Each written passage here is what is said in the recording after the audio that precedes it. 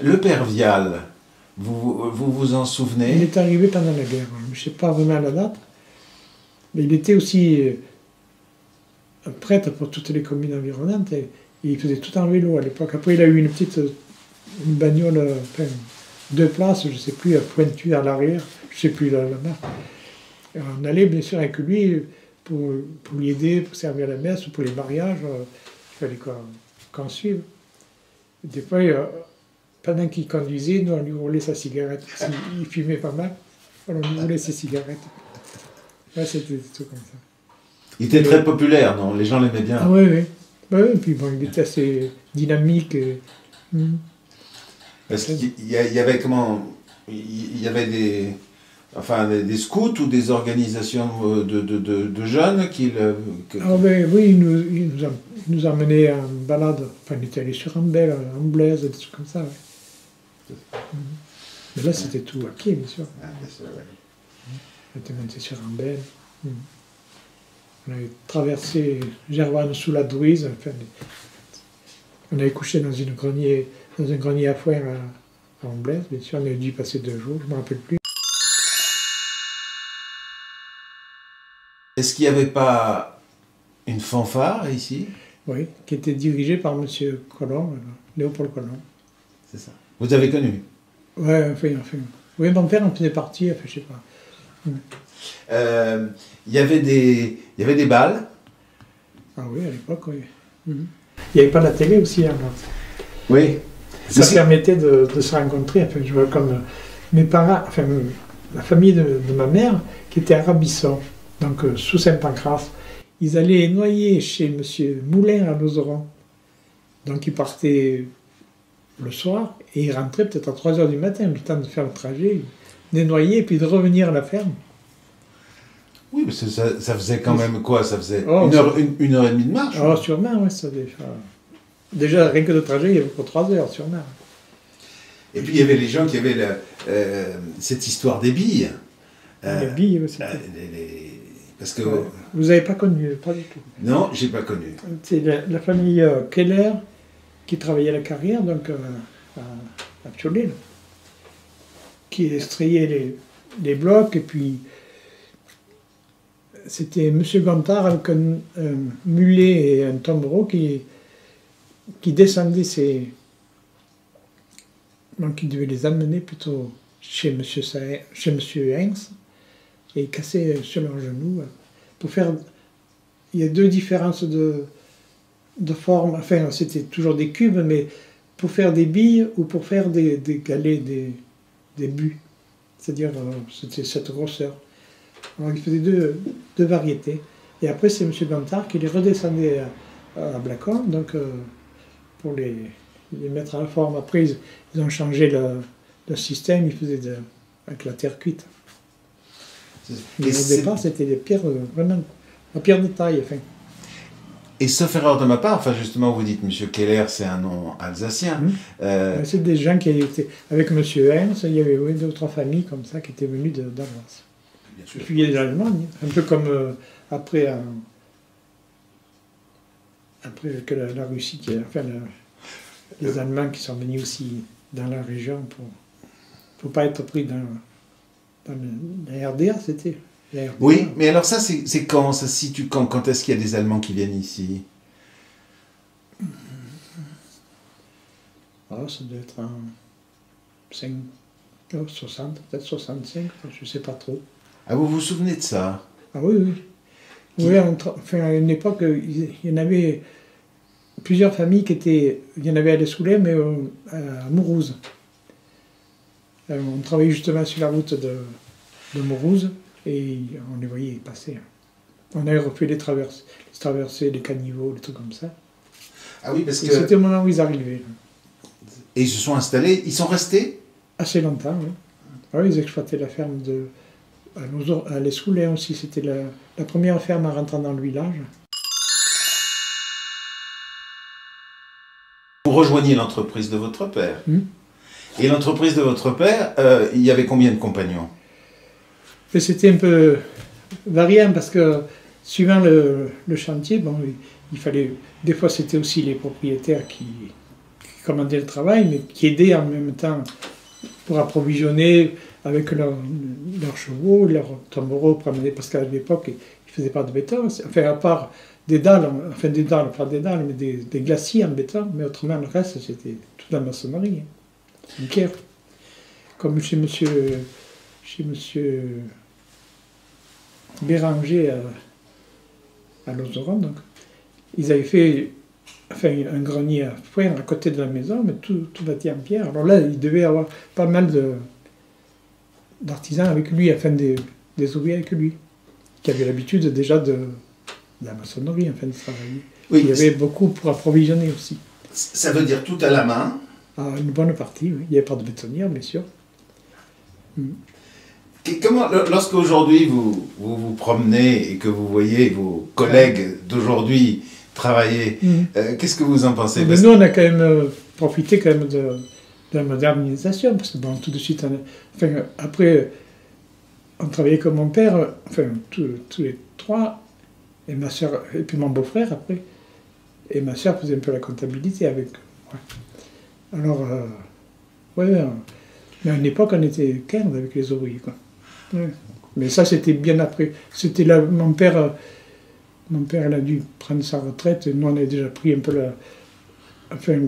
l'organisation, enfin, des chantiers. On allait travailler pas mal à Cré, on faisait des villas, on faisait beaucoup d'élevage dans les fermes, on restaurait pas mal de fermes qui avaient été vendues à des touristes, donc ça nous permettait de travailler l'hiver sans prendre d'intempéries, parce qu'on gardait toujours les travaux intérieurs pour travailler l'hiver. C'était quoi votre rayon d'action? Vous alliez d'où à vos clients? En gros, ils étaient... On se limitait assez. Enfin, le maximum, c'était Cré, c'est pour faire des villas. Blacon, on avait travaillé à Blacon. Mais autrement, tous les villages, on a fait plus ou moins toutes les adductions d'eau avec mon beau-frère qui faisait le terrassement et les gros travaux. On a fait les châteaux d'eau, par exemple, à Béancel, à Igluy, l'Escoulève, en Blaise. Alors justement, je voulais vous soumettre une observation que je me suis faite, parce qu'au fond, par exemple, aujourd'hui, on a à peu près à Beaufort la population qu'il y avait au moment de la Révolution française. 400 et quelques. C'est de cet ordre. On était descendu à 250 à peu près. Au moment où les grandes familles sont parties, il y avait d'abord le personnel, puis la famille Pérignac, tout ça. Oui, alors, donc c'était... Mais en même temps, lorsque vous réfléchissez, vous vous dites que à ce moment-là, à la Révolution française, quoi, en gros, il y a évidemment rien sur la route de Suse, tout ça, ça n'existe pas, ce qui veut dire que les gens étaient dans une beaucoup plus petite surface. Ah oui. Et vous avez dû le voir, ça, parce que dans les maisons où vous avez travaillé, par exemple les salles de bain, ah oui, ça n'existait pas, ça. Exactement. Même les toilettes, hein, c'était souvent un cabanon dans le jardin, ou... Enfin, comment on dit, les histoires de... Oui, c'est ça. Donc, vous par exemple, est-ce que vous avez installé justement des salles de bain ou des toilettes ça faisait partie de votre... Oui, on faisait pas mal de travaux intérieurs, quand même. Des cloisons, des... Parce que carrelage. Ça nous permettait de travailler même par le mauvais temps, par la pluie, on avait du travail à l'intérieur. Mais bon, quand on était 15, c'était difficile. Enfin, mon beau-frère qui faisait les travaux de terrassement, les trucs comme ça, il prenait des intempéries quand même. Il était obligé parce qu'il n'y avait que de l'extérieur. C'est ça. Et donc, vous avez travaillé dans, on peut dire en gros, toute la vallée de la Gervanne pour... Oui, Montclar, oui, Montclar. Il y avait beaucoup d'entreprises du bâtiment? Mais il y avait M. Argot, ils étaient 5 ou 6 aussi. On avait fait pas mal de terrassement, à l'époque tout à la même, il n'y avait pas de grue, pas de pelle mécanique, pas de tracteur. On charriait avec les bourrettes. Eh oui. Après on a eu les sambrons, les trucs comme ça. Oui, c'est ça. Ce qui fait que vous étiez obligé d'être beaucoup plus nombreux dans l'entreprise. Oui. Parce qu'un chantier durait, je suppose, beaucoup plus longtemps qu'il ne durerait aujourd'hui. Ah oui, c'est sûr. Puis, enfin, il y a eu... Enfin, à une époque, il n'y avait pas de fabricant de moellons. On faisait encore les moellons nous-mêmes. Alors on les faisait aussi par temps d'hiver. Et Madame Argout, que je... Ouais, ils ont connu les mêmes problèmes. Hein. Exactement. Ils allaient travailler aussi. C'est ça. Et alors elle m'expliquait que le sable, je crois que c'était le sable, qui venait d'Oust par Tombreau, si je... Oui, enfin, on allait aussi dans Gervanne, on tamisait le gravier pour avoir du sable.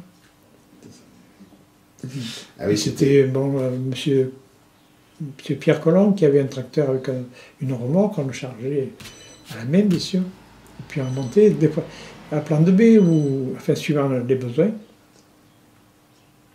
Il fallait vraiment tout faire à la main, mais en même temps, dans un sens, ça donnait plus de travail. Ça occupait beaucoup plus de personnes, oui, c'est sûr. C'est un peu le problème aussi de Est-ce que ça a beaucoup changé entre votre père et vous, les frères? C'est-à-dire, est-ce que le métier avait beaucoup changé, ou bien non? Ben, c'est sûr que si. Avant, il n'y avait pas de grue, ils avaient un treuil, un truc comme ça. Après, on avait la grue, on avait des grues à 22 mètres, en fait, de portée. Au début, on en a eu de 13 mètres, puis après, une plus grande. En fait. Alors évidemment, d'un autre côté, j'imagine, pour pouvoir acheter tous ces trucs qui coûtaient une fortune, j'imagine, vous étiez obligé de vous endetter. C'est-à-dire, des fois, on se supprimait le salaire, quoi. Ouais. Donc, on tirait sur le salaire, quoi, pour arriver. Puis bon, on empruntait, mais bon, c'était aussi l'occasion aussi de travailler avec plus d'aisance et plus de rendement aussi. Oui, bien sûr. Vous êtes intervenu dans beaucoup plus de chantiers que du temps de votre père. Ah oui, c'est sûr. Ouais. Enfin, lui, c'était beaucoup de petits chantiers.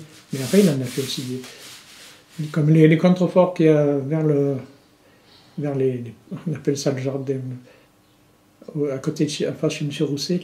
Et les deux contreforts, ça a été fait par la construction, mais c'était mon père qui... Et là, on avait une bétonnière qui était promise par l'entreprise. Puis après, après il s'est mis vraiment à son compte, sans dépendre de Chanel. C'est ça. Et vous, est-ce que vous avez élargi la zone de travail de l'entreprise pour les adductions d'eau, enfin, là c'était plutôt mon beau-frère, mais enfin, il y allait par exemple, on avait travaillé aussi à la vallée de Saint-Juillet-en-Quai, je ne me rappelle plus le village. On a fait des châteaux d'eau avec l'adduction d'eau. Là, on faisait les deux, parce mon beau-frère faisait les tranchées, nous on faisait les bâtiments, enfin le château d'eau. Est-ce que votre papa avait une voiture? Ah ouais, c'était une dame qui devait être veuve, je pense, qui avait vendu sa voiture. C'était une voiture de tourisme, en somme, un peu... Je ne sais plus, M.